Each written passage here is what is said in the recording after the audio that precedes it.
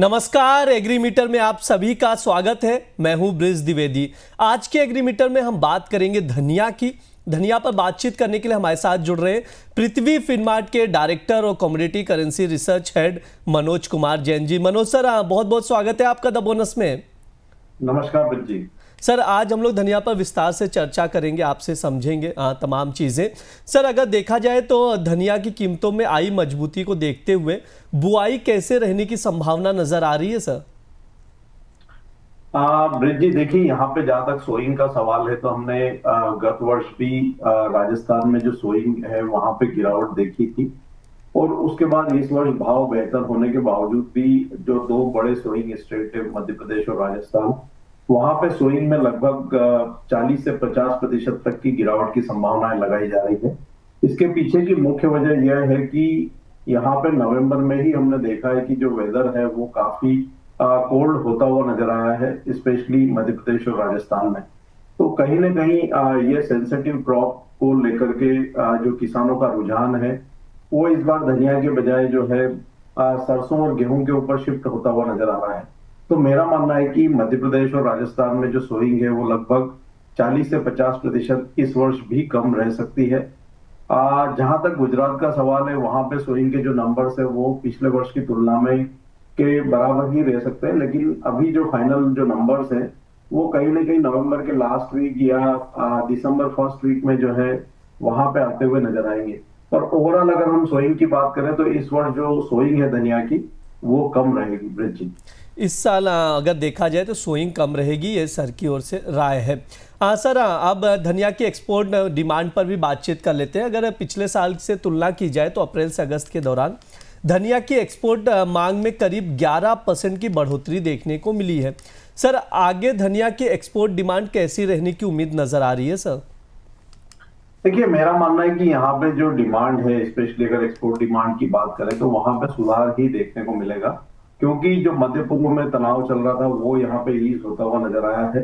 साथ ही यूएस ने जो टैरिफ लगाए थे भारत के ऊपर, वहां पे अब ग्रेजुअली हम देख रहे हैं कि वो जो टैरिफ है वो काफी सारे आइटम्स पे यूएस की तरफ से रिड्यूस किए जा रहे थे। प्राइसेस के ऊपर भी हम देख रहे हैं कि वहां पे टैरिफ जो है वो घटाए जा रहे थे।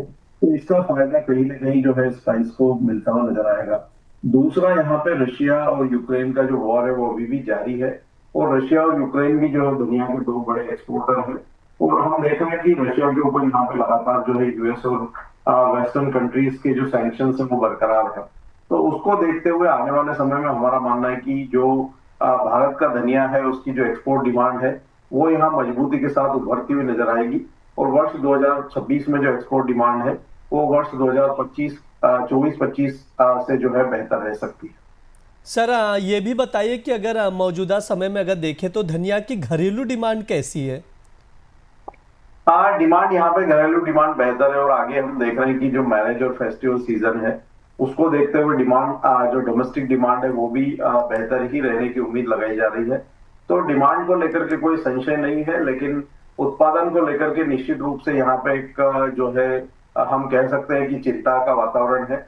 और जिस तरह से जो एडवर्स वेदर कंडीशन देखने को मिल रही मध्य प्रदेश और राजस्थान में, तो उसके चलते सोइंग कम होगी, डिमांड बेहतर रहेगी, तो निश्चित रूप से कीमतों के लिए जो है आने वाले समय में सपोर्टिव रहेगी। सर, थोड़ा सा प्राइस आउटलुक को समझ लेते हैं आपसे। बीते एक महीने में अगर देखें तो धनिया की कीमतों में करीब 5% की मजबूती देखने को मिल रही है।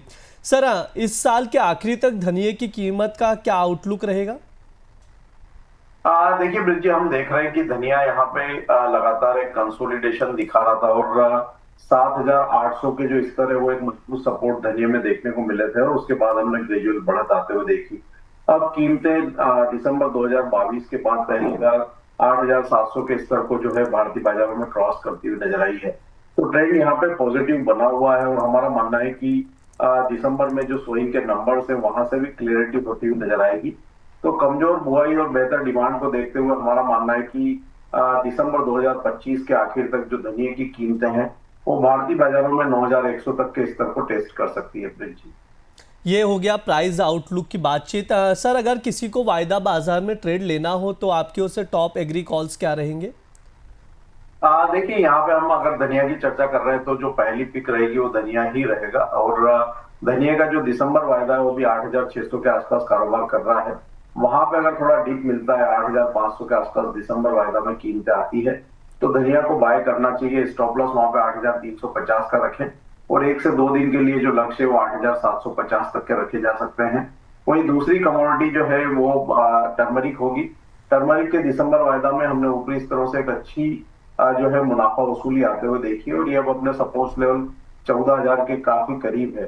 तो 14,000 के स्तर पर हल्दी का दिसंबर वायदा बाय करने की सलाह रहेगी। स्टॉप लॉस 13,740 का रखना है और लक्ष्य वहां पे 14,550 तक के रहे। जी बिल्कुल, हल्दी और धनिया में खरीदारी की सलाह दी जा रही है। सबसे पहले सर की ओर से जो ट्रेडिंग कॉल्स दिए हैं वो आप दर्शकों के लिए वापस से हम दोहरा दे रहे हैं। अगर टर्मरिक की बात की जाए हल्दी की, तो दिसंबर वायदे में खरीदारी की सलाह दी जा रही है। 14,000 पर खरीदारी करनी, 14,550 के टारगेट के लिए स्टॉप लॉस आप लोग ज़रूर लगाएं 13,740 का। इसके अलावा आप लोगों को बता दें धनिया दिसंबर वायदे में भी खरीदारी की सलाह दी गई है। 8,500 पर खरीदारी करनी है। टारगेट जो रहेगा 8,750 का रखा गया है। स्टॉप लॉस आप लोग ज़रूर लगाइए 8,350 का। कोई भी अगर आप लोग पोजीशन बनाते हैं तो स्टॉप लॉस लगाकर ही पोजीशन बनाए। तमाम फंडामेंटल्स जो सर बताए हैं, जो चीज़ें बताई हैं, उस पर नज़र बनाकर चल सकते हैं। सर आपकी ओर से कोई डिस्क्लेमर? जो भी कमोडिटीज के ऊपर हमने चर्चा की ब्रिज, उसमें हमारी कोई पोजीशन नहीं है। रिकमेंडेशन के चलते क्लाइंट्स की पोजीशन हो सकती है और कोई भी क्लाइंट जो डिस्कस की कमोडिटीज उसमें अगर कोई भी ट्रेडिंग की रणनीति बनाना चाहते हैं तो अपने वित्तीय सलाहकार की सलाह से। जी सर, बहुत बहुत शुक्रिया सर आज की चर्चा में जुड़ने के लिए। ये हमारा एग्रीमीटर शो है। इस दौरान तमाम एग्री कमोडिटीज पर बातचीत की जाती है। इस बार हमने धनिया पर विस्तार से बातचीत की है, प्राइस आउटलुक को समझा, फंडामेंटल्स बताए, एक्सपोर्ट और घरेलू डिमांड के बारे में भी बताया गया है। तो ये वीडियो ज़रूर देखिए और ज़्यादा से ज़्यादा लोगों तक शेयर कीजिएगा। फिलहाल के लिए शो में इतना ही। आप लोग बने रहिए द बोनस के साथ। धन्यवाद।